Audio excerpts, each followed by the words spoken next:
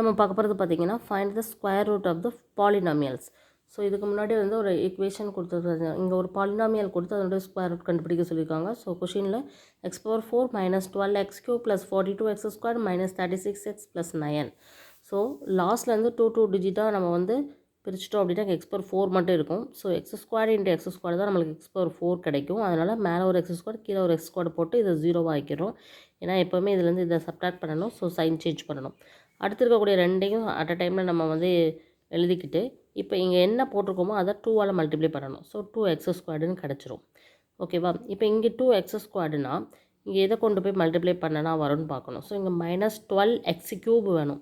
So minus வேணும், அதனால் minus 12 வேணுங்கிறதுனால 2 × 6 தான் 12. ஸோ 6x³ வேணுங்கிறனால ஏற்கனவே x² இருக்கிறதுனால x. So -6x. அதே -6x இங்கே போட்டு இந்த -6xை கொண்டு போய் இது ரெண்டையுமே மல்டிப்ளை பண்ணோன்னா நம்மளுக்கு இது கிடச்சிரும். இதில் இது கேன்சல் ஆகும். இதுலேருந்து இதை சப்ட்ராக்ட் பண்ணோன்னா 6x² வரும். பெரிய நம்பர் அடையாளம் ப்ளஸ்.